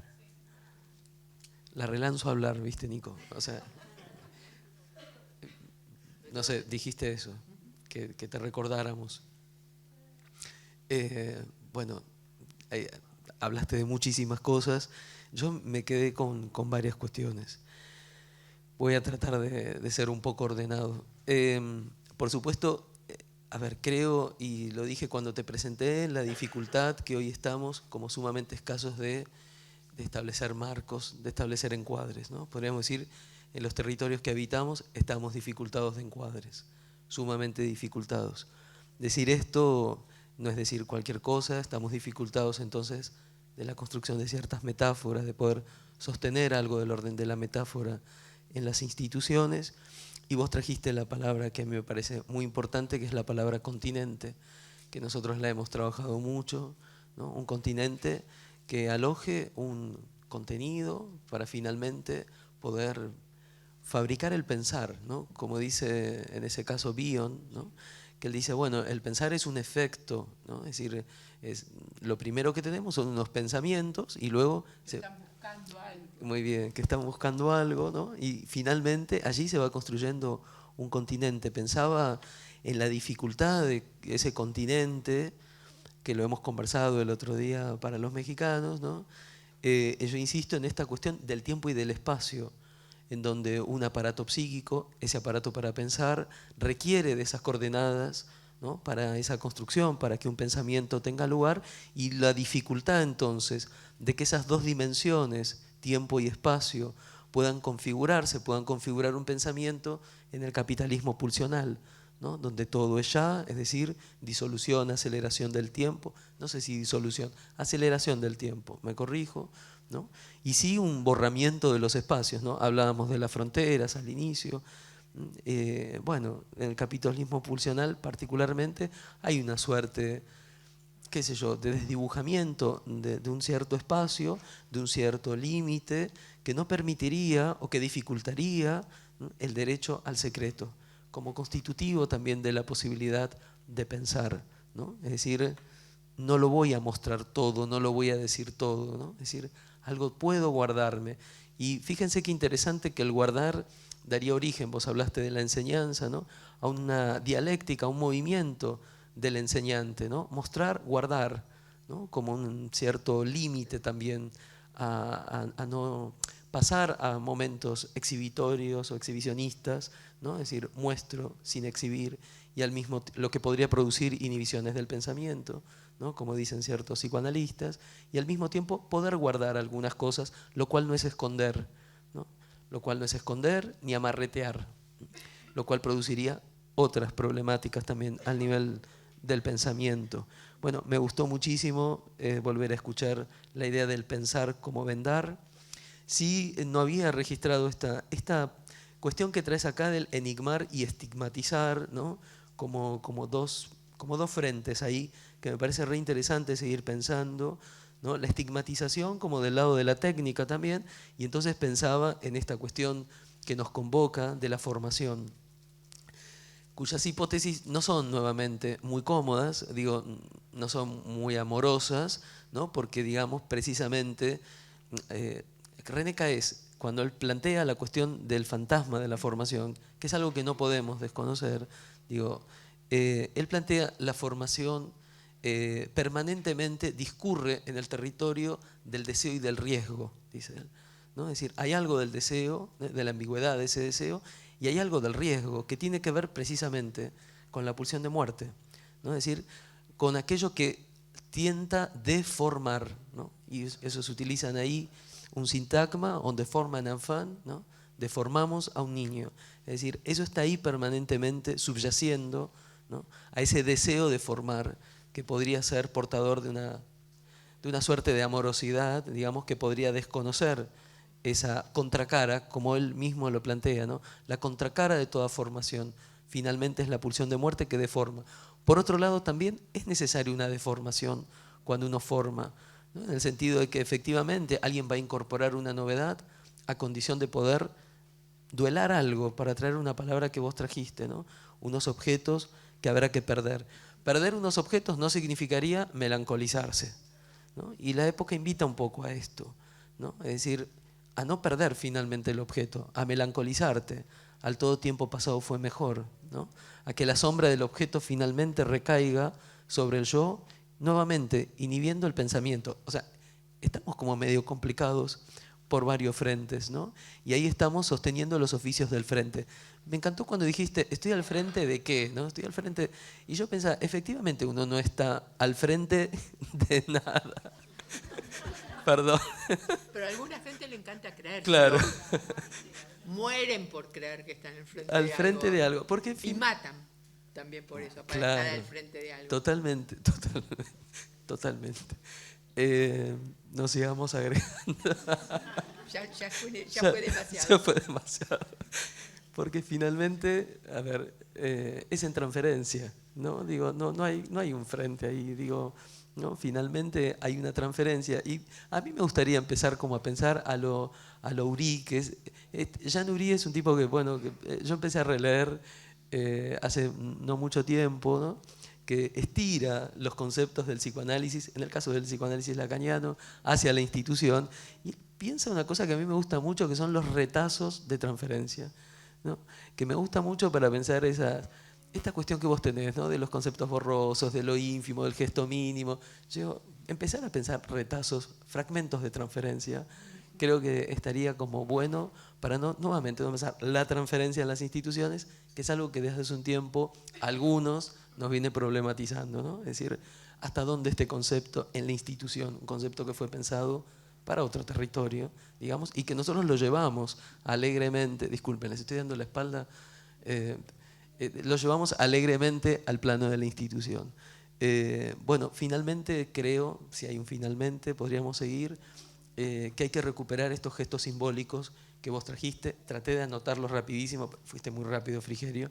Alojar, recibir, despedir, y ahí me quedé, digamos, pero creo que los gestos simbólicos es algo que finalmente van a relanzar la posibilidad de pensar algo, y creo que lo que se nos inhibió también es la cuestión del don, ¿no? Creo que ahí inhibir el pensamiento de algún modo también inhibe algo de ese don contra don,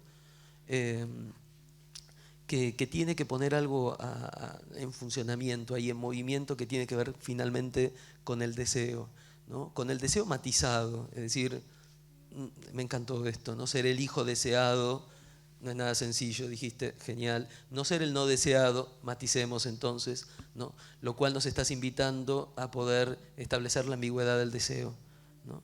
El deseo no es lo bello, lo bueno, lo verdadero, nunca lo ha sido, y entonces ese deseo, entendemos, tiene que estar legalizado, ¿no? Y de ahí la importancia de la institución. No sé qué más. Ay, tengo tantas cosas más que he escrito. Bueno, y el Fordá. Me parece fundamental rescatar el Fordá, ¿no?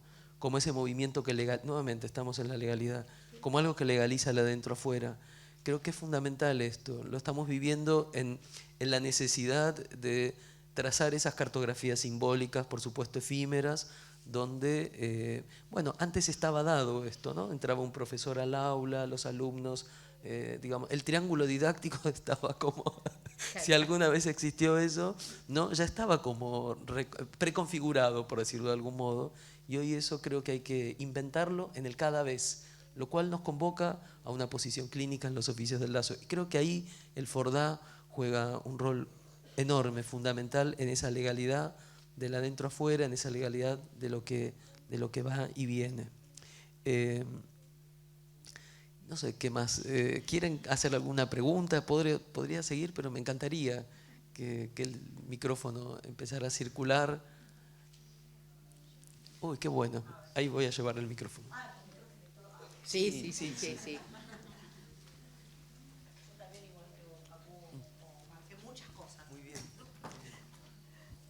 Bueno, Graciela, un gusto. A mí cuando hablabas de las definiciones de las palabras, ¿no? Las palabras. En esas definiciones de las palabras, veo un recorrido que estás haciendo desde nuestros inicios, desde la civilización misma. La memoria en esto, ¿cómo juega en este camino que estás recorriendo, ¿no? Yo soy egresada a la universidad, tenía un profesor, Carmelo, que trabajaba con los presos, y bueno, profesor de abogacía, muchos presos recibidos, y él nos decía, las palabras tienen significado, obviamente, el significado se los da la persona también. En ese tiempo, época menemista, él dio un ejemplo de nuestro expresidente, ¿qué significado le daba a él a las cuestiones de la pobreza? Él decía, la palabra tiene un significado, el pobre tiene estas dimensiones, nos decía el profesor. Y lo que establecía Menem en un reportaje que le hacían era un nuevo significado que nosotros decíamos, ¿de dónde viene? Así que, ¿qué se juega en esa memoria? No, gracias a vos. ¿Quién más? Digo, para ir reuniendo algunas preguntas y no dejar a Graciela con una sola. Yo tengo como 25, no sé si ustedes fueron contando, pero las de Facu se fueron acumulando. Lo hizo disimuladamente, pero...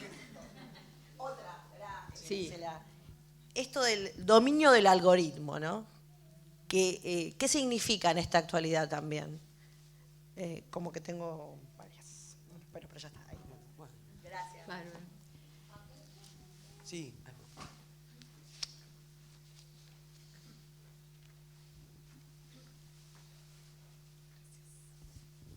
Bueno, buenas tardes.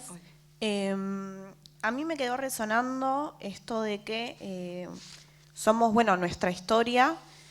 Pienso en que también nos vamos transformando a medida de que vamos intentando como transformar, intentando hilar esos lazos. Y me resuena un montón.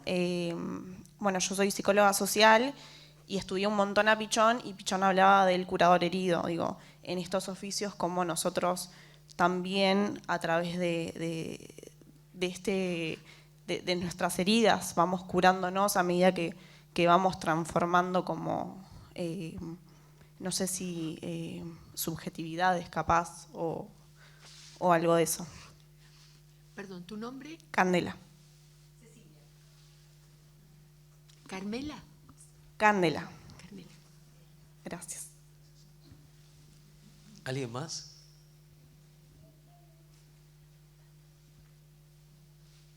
Silencio, bueno. Bueno, se imaginan, no, sería imposible responder. Sí, me gustaría como resonar a las intervenciones que por supuesto tampoco se agotarían los intercambios con un pequeño comentario a propósito de lo mencionado. Me parece que las cosas tienen un cierto hilo, ¿no? Voy a empezar por despejar esto último porque no es que no esté hilado al otro, pero me hizo pensar en dos cuestiones que son dos posiciones desde mi hipótesis efecto de la no elucidación y de la no elaboración son dos posiciones quizás las más arduas de asumir y de transformar para los oficiantes del lazo, justamente por la carga de representatividad, por el imaginario del otro hacia nosotros, ¿no? Que también hay que saber decir hasta dónde, por decirlo de alguna manera, porque una cosa es el fantasma de todo poder, todo saber, inmortalidad, y la otra es decirle a alguien que uno es Dios. Digamos, hay una distancia abismal. Pero para mí hay dos cuestiones sobre las que, desde mi posición, yo pondría una alerta, una advertencia, creo que fue la palabra que vos usaste, ¿no? Digamos, una es la mimetización y la otra yo la llamaría vivir del beneficio secundario de la miseria del otro.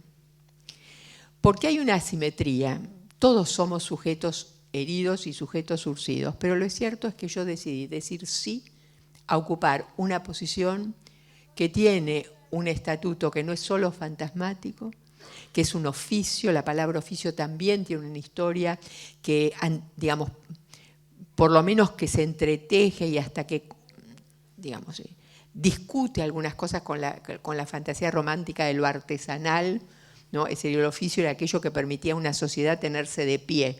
Es decir, no sé si... Y esto no quiere decir que no tenga la sabiduría del artesano dejando la huella digital en la vasija, ¿no? Entonces me parece que en nuestros oficios uno ve, por lo menos yo, bastante a menudo, esta cuestión de la mimetización, que a mi modo de ver es un problema, una dificultad, porque lo deja al otro sin otro. ¿Qué quiero decir? Si a mí me pasa lo mismo que a vos, como decía el bolero, ¿no? A mí me pasa lo mismo que a ti o algo por el estilo, ¿no? Había un bolero que decía eso. Bueno, a ver, ¿y entonces? No digo que no sientas cosas parecidas, no digo que no hayas tenido historias terribles. Quiero decirte que yo, que soy el destinatario del ejercicio del oficio del lazo al que dije sí, no estoy acá para arreglarte la vida. Porque pervertiría el papel, por decirlo, pervertiría en el sentido de daría vuelta el papel, ¿no? ¿Quiere decir esto que uno no resuena? No, es una cuestión de transferencia, de los retazos de transferencia, pero por eso justamente si hay algo que uno trata de poner en juego, es el tratar de elaborar algo sobre la contratransferencia. ¿Por qué? Como dice, ¿no vieron? Había una época que las maestras decían, tan divino, lo pondría en la mesita de luz. ¿Qué hace un niño o una niña en la mesita de luz de un adulto? Perdónenme, ¿no? Son mis pollitos. A ver, ¿qué hace el adulto con los pollitos? ¿No?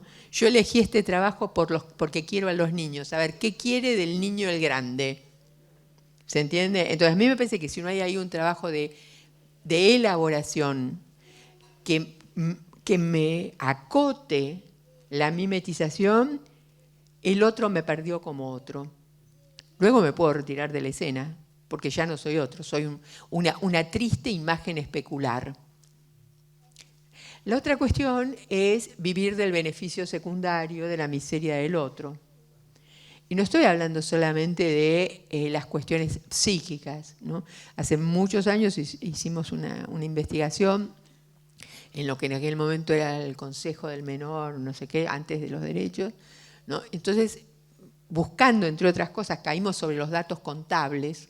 Bueno, en muchos lugares, cuando hay 10 destinados a una cierta población, es lógico utilizar una parte del 10 para la administración de eso. Vos necesitas el que lleve la contabilidad, el que defina a quién hay que dársela, el que le... Bueno, normalmente eso es, suponete, de los 10, 2.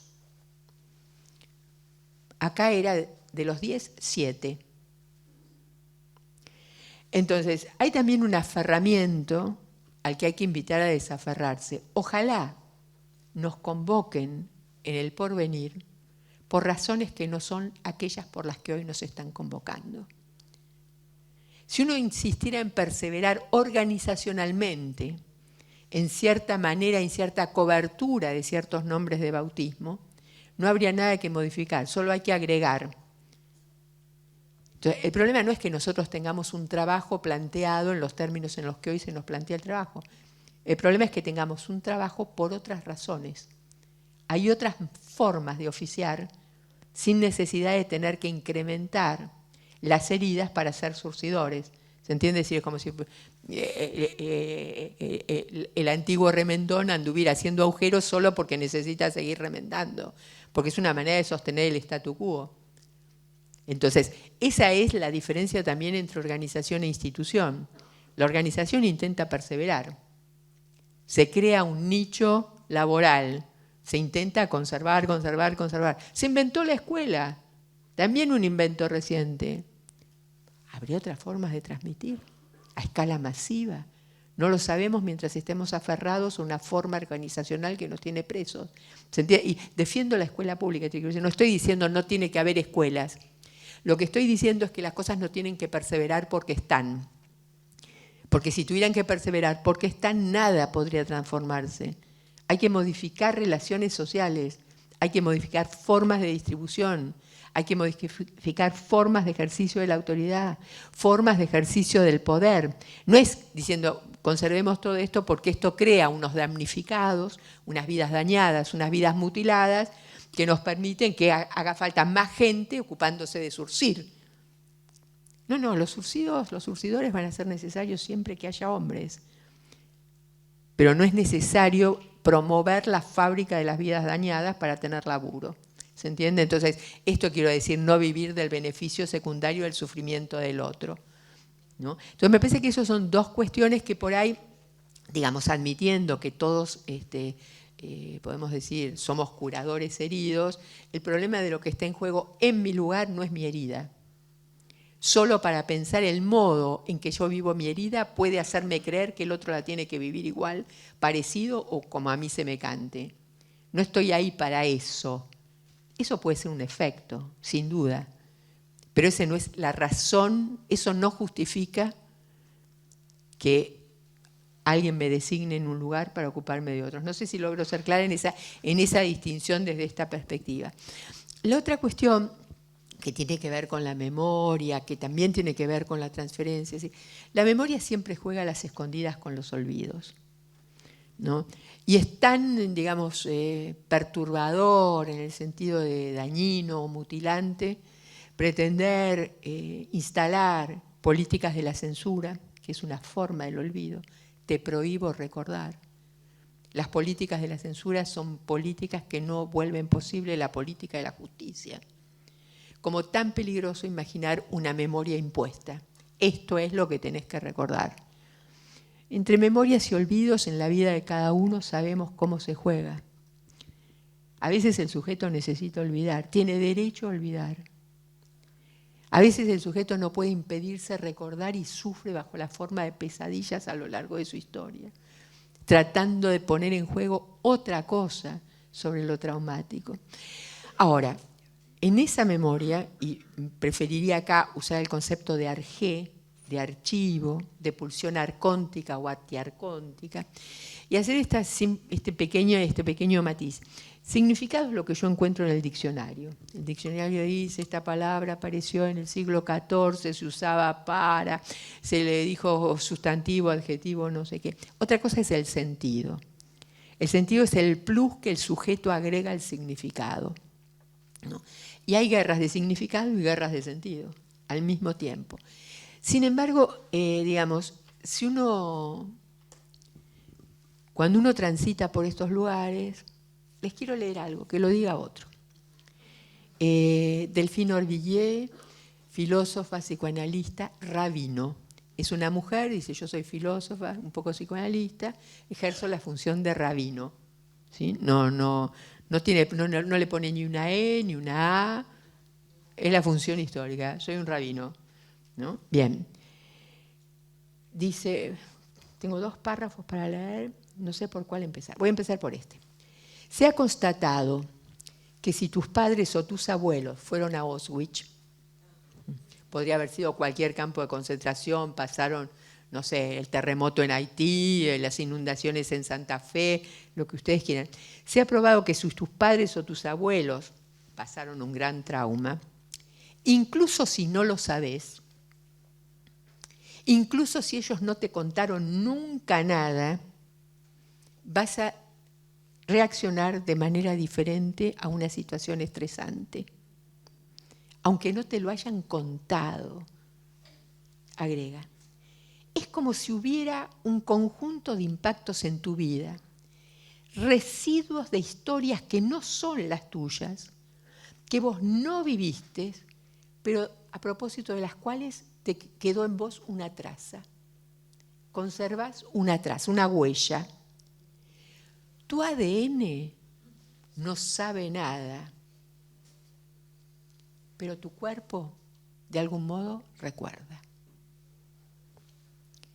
Delfín Orvillé de nuevo. Lo sabés bien, vos también, vos lo sabés. Nosotros somos los hijos de nuestros progenitores, de nuestros padres biológicos o de los adoptantes. Pero uno es siempre hijo de nuestras bibliotecas. Los hijos y las hijas de las historias que hemos leído o que hemos escuchado. Todos nosotros, todas nosotras, hemos sido concebidos por procreación literariamente asistida. Y esto quiere decir las memorias de antes, de las que trata la justicia genealógica, ¿no? Como dice Derrida, para que haya justicia es en el entre. Es en el entre el fantasma de los que ya no están y el fantasma de los que aún no llegaron. Él escribe en francés, utiliza la palabra ghost en inglés, entre los espectros. Para que haya justicia uno tiene que saber que uno viene después y que otros vendrán a continuación. Y eso me lleva a esta cuestión que planteaba Facu, del renegar, porque quizás algo que esté pasando es que hoy se está renegando justamente de esa posición entre. Y se está renegando de formas de la procreación. Hay adultos felicísimos de decir que estamos frente a los nuevos, los recién llegados de los que hablaba Hannah Arendt, que son nativos digitales. No sé, los habrá producido una computadora y serán en 3D. Manera extraordinaria de renegar de la filiación. No te filio. Te filió lo digital. Estoy encima, además, por si fuera poco, qué envidia que me da. Y por si fuera poco, ahora nosotros ya no tenemos nada que enseñarles, ellos nos tienen que enseñar todo. ¿No se llama renegar de la posición de grande? ¿Y dejar a los niños en situación de orfandad? Orfandad simbólica plena, orfandad política total, orfandad simbólica. Entonces, me parece que es a ese renegar, ¿no? Al renegar del entre, ¿no? A renegar de los retrasos de los retazos de transferencia, que me parece que es una noción que hay que recuperar. Y se reniega ahí, en ese renegar filiatorio, te desconozco, no sé de dónde venís. ¿No?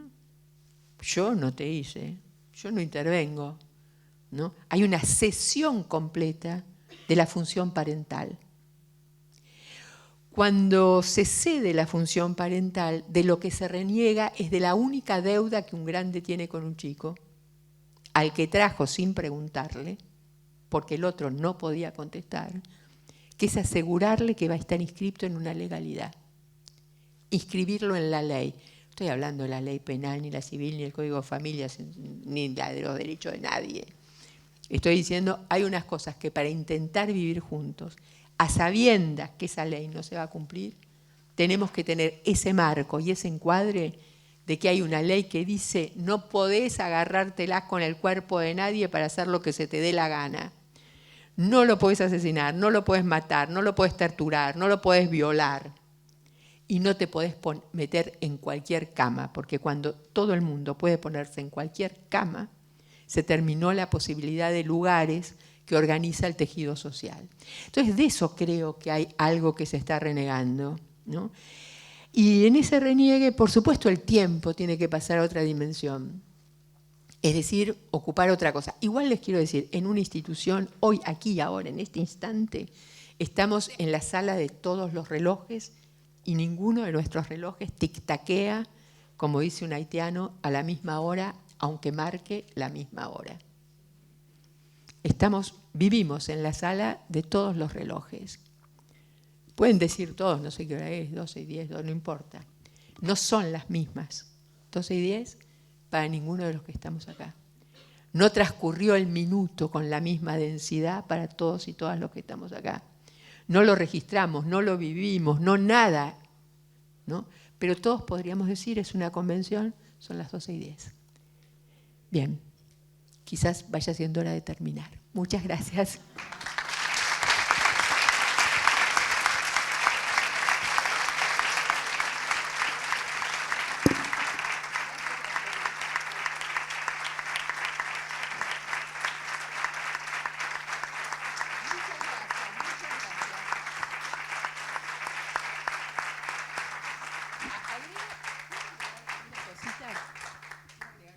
Chiquita. Sí, por favor. No, quiero de verdad agradecerles muchísimo la hospitalidad de la escucha que me regalaron. Me produjo una gran alegría, me dio muchas ganas de compartir. Y digo esto porque antes de empezar esta reunión estábamos reunidos con Graciela, con Nico, con Facu. No sé si vos le habías llegado, ustedes también ya estaban. Y yo decía, ¿no les pasa a veces, porque las cosas son siempre en trama y en relación, ¿no les pasa a veces que ustedes llegan a circunstancias, a situaciones donde saben que tienen que hablar y tienen que hacer un esfuerzo? Y uno está tentado está tomado por un amarretismo verbal. No tiene que hacer un ejercicio de voluntad extrema para decir algo, para volverlo compartible. Muchas gracias por haberme evitado el amarretismo verbal, muy agradecida.